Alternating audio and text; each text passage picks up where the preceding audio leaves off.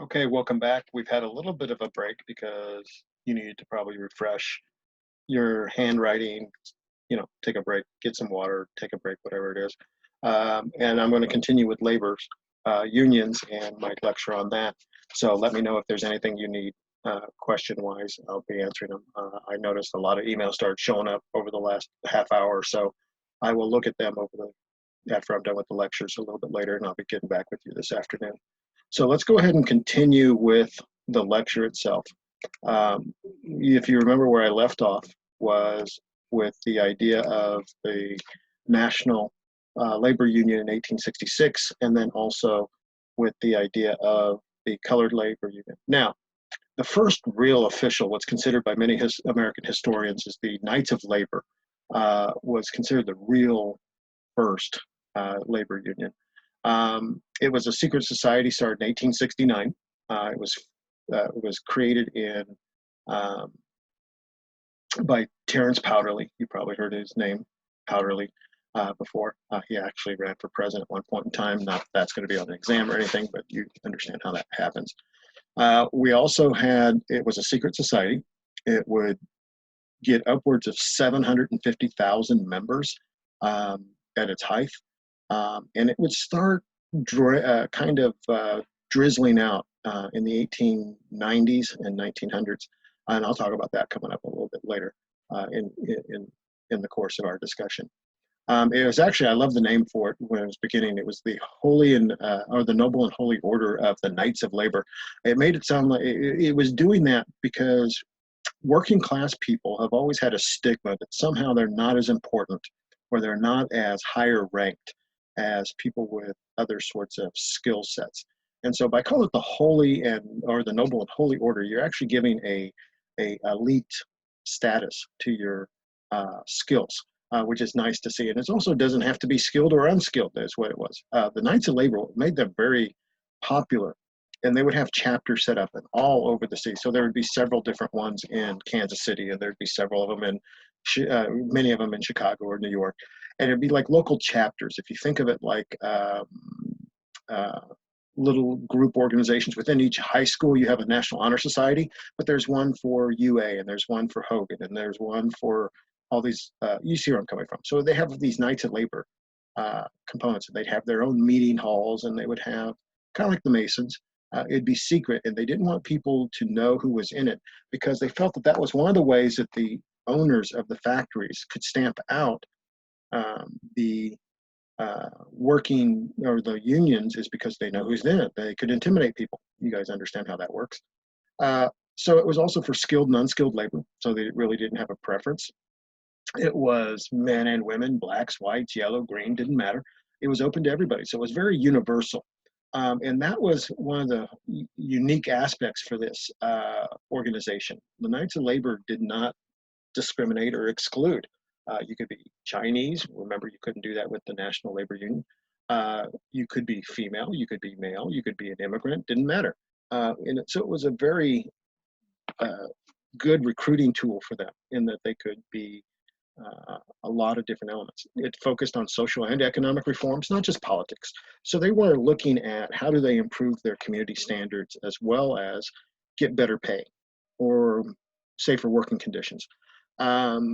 It's kind of a pre-runner for a lot of your progressive movement later on, which I'm going to talk about that later on in the lecture. But one thing to remember is that any time a violent event, and you guys have seen this happen in recent events as well too.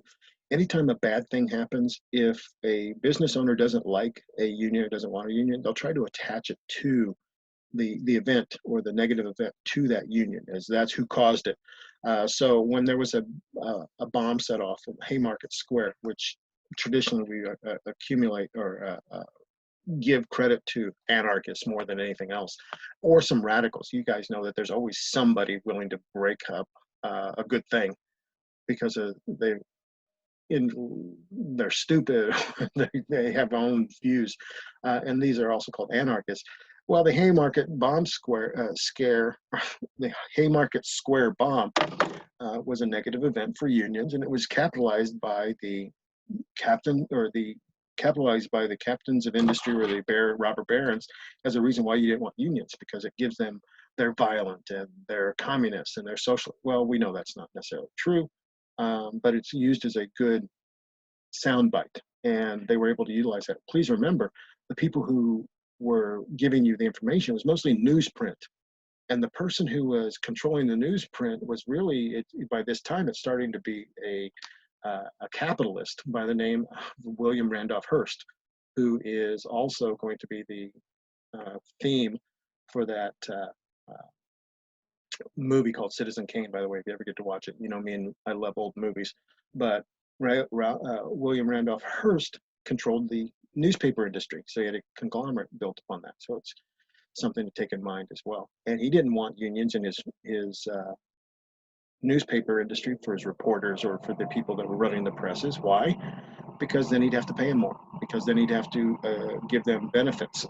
That's not what's in the best interest for a business owner.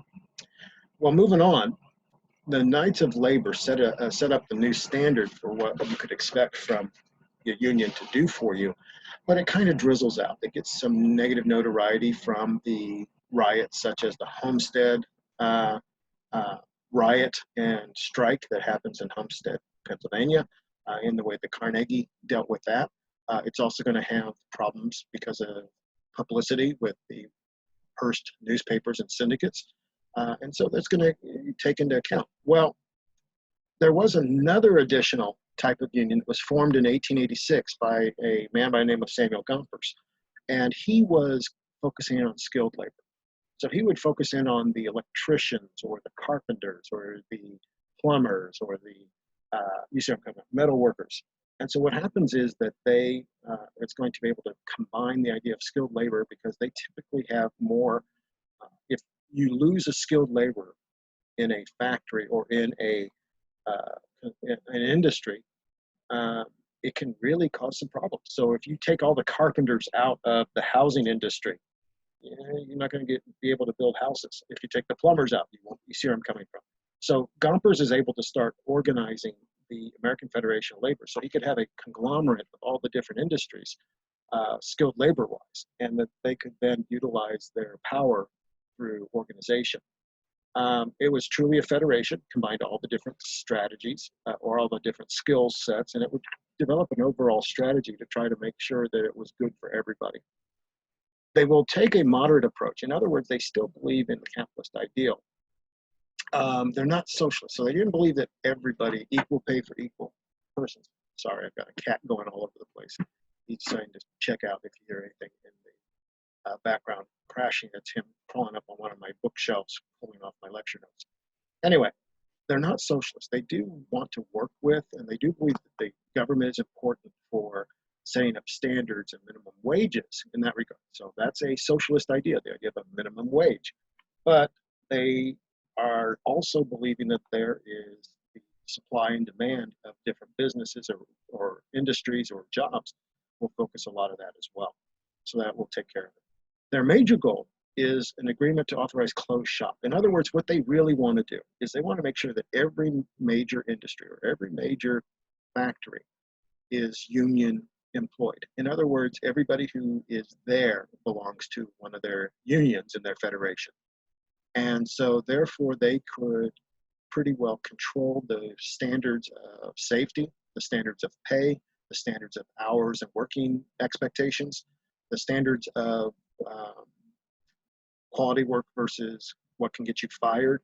And so they want to have a closed shop. That's what a closed shop means. It's only union workers. That is something that you don't see in the modern day. That's where the opposite of that is that right to work legislation that goes through that you see proposed. It seems like every election you're going to see a right to work amendment, which is the idea that you can't have closed shops. In other words, anybody can work anywhere. Pluses and minuses to both sides. The strategies usually utilized and advocated by the American Federation of Labor have mostly to do with focusing on walkouts and boycotts. In this regard, they can force the labor the way that they want it to happen in the store or in the shops, and that will allow them to get what they want. It's not necessarily violent, but boycotts are where you just decide not to buy. Walkouts, you just show up, clock in, but then at some point in time, when the business opens, you just walk out. You know, come to it. You see that happening. I guess students did that for a walkout in some school districts last month when it came to gun violence. I guess the whole school would walk out in certain locations. I don't know if we heard much about it here, but I saw it on the news quite a bit. We're going to do one more slide, and then I'm going to give you a break again. The next slide was another thing that happens in the 1890s. You're going to see the paths of the Sherman antitrust legislation. And this is one that's still in existence today. And it had to do with so many different abuses. There are so many different elements of the 14th Amendment. You guys saw where that caused the changes with the 15th Amendment. We talked about that in the government. But then also it caused changes with how people looked at what, if left alone, would people act properly? And the answer was, well, we might sometimes have to force them to with legislation. The importance of the Sherman Antitrust Act is that it prohibits any contract combination, like a trust or anything like that, or conspiracy that restrains trade. In other words, you can't have monopolies. The problem with the Sherman antitrust legislation is that it was enacted in the 1890s as a response to what Carnegie was doing and Vanderbilt was doing and all the others, but there was no enforcement power.